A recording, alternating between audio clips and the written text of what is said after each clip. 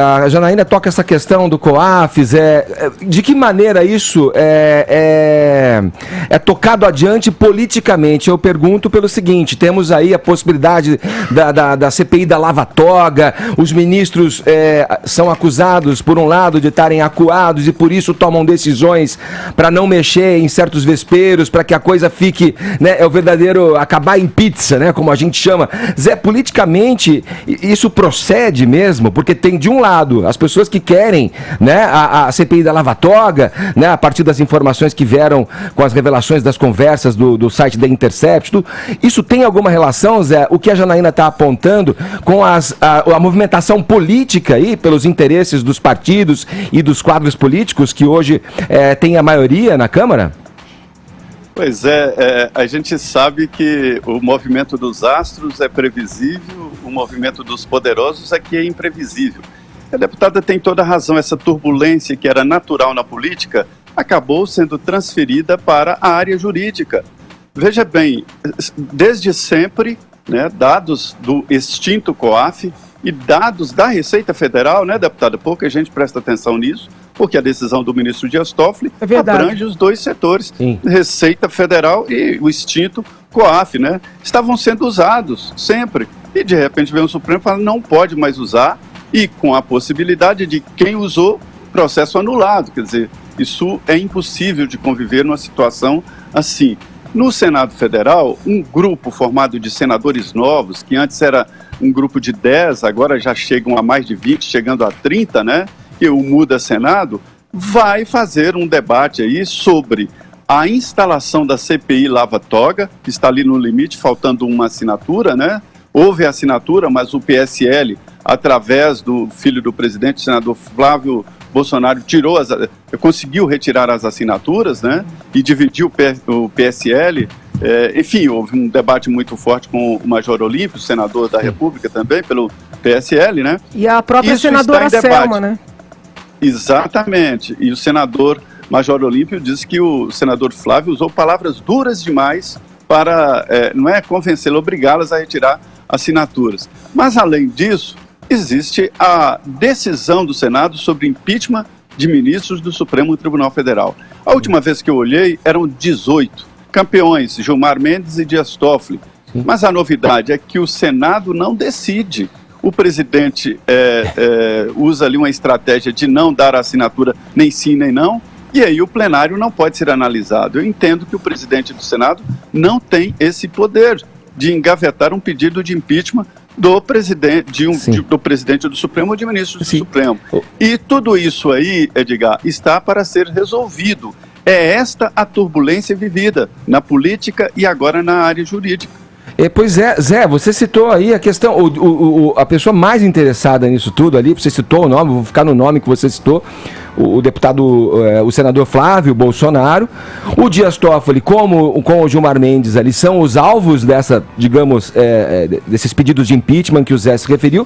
Quer dizer, fica a ideia muito clara de que há uma costura, né, nesses movimentos, para que fique, olha, não mexe comigo que eu não mexo com você. É loucura pensar isso, Janaína? Exatamente o contexto que nós tínhamos antes do pedido de impeachment da presidente Dilma. Ninguém mexia com os ilícitos do outro, né? Havia um grande acordo.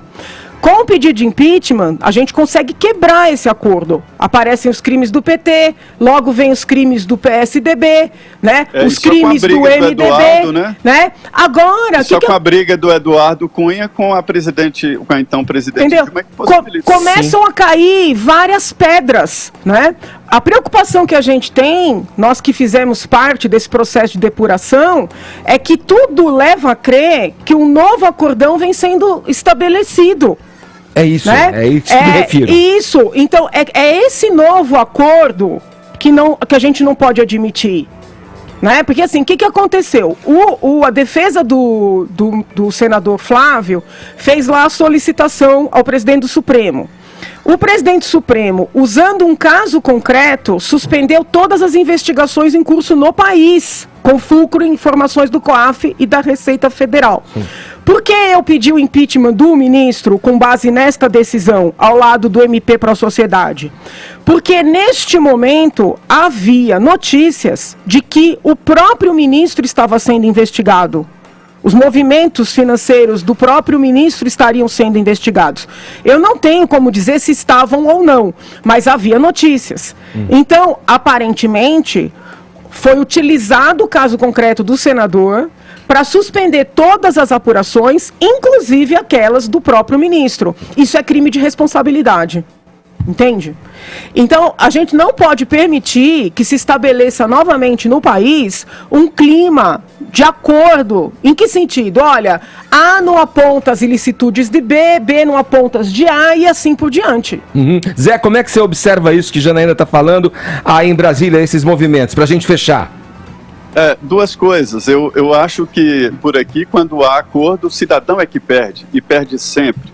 E outro lado é o seguinte, essa fala da deputada Janaína está sendo interpretada aqui em vários setores do governo como início de uma traição, deputada. É um caminho perigoso ultimamente, viu? Olha, eu vou dizer uma coisa. Quando eu encontrei o presidente, eu disse a ele e depois disse publicamente na convenção do PSL, eu acho que todo brasileiro é testemunha. Eu sou fiel ao meu país.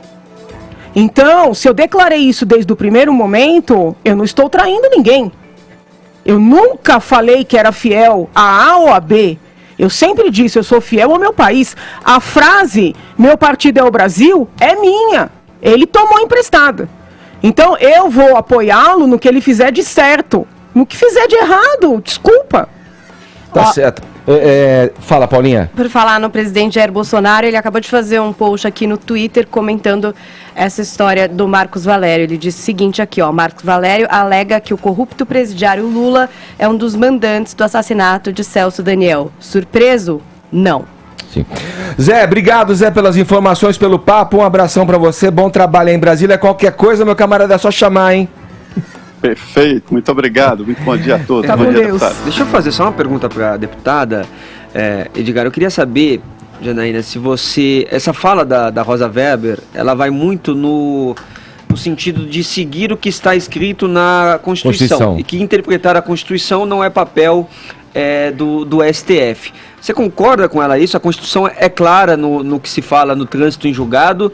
Olha, e a segunda... quando a Constituição entrou em vigor... A primeira interpretação que vigorou com relação a esse tema foi a de que, depois da segunda instância, onde havia certeza sobre a materialidade e a autoria, era possível, sim, executar a sentença. Durante anos vigorou essa interpretação, que foi alterada, né? Se eu não 2016. estou equivocado, em 2009. Agora, nessa última? Não, acho que 2009. Isso.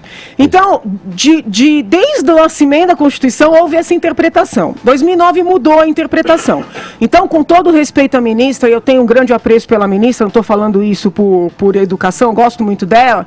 Com todo respeito à ministra, é sim papel do Supremo Tribunal Federal interpretar a Constituição e durante muitos anos interpretou nessa linha.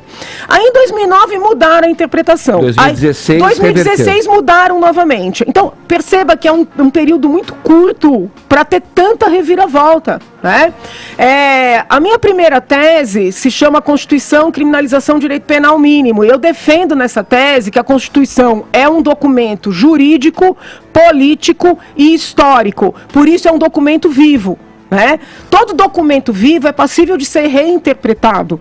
Até as repúblicas mais estáveis, inclusive, elas não fazem muitas reformas constitucionais, porque elas trabalham com essa ideia de que é um documento vivo que deve ser analisado no contexto social. Então, assim, eu tenho que discordar da ministra quando ela diz que não é papel interpretar. Porque se for só para a literalidade, então para que tem Supremo? O que nos assusta... Aliás, é por conta dessa dialética das interpretações é que estamos também aqui, mas né? O que nos assusta muito é a agilidade de mudança na leitura. O tempo passado, o tempo que passou, desde a última decisão em que a própria ministra falou no princípio do colegiado, é muito curto para dizer que agora mudou. Compreende? Então, assim, é essa instabilidade que vem preocupando a nação. Vamos lá, deixa eu girar o assunto aqui no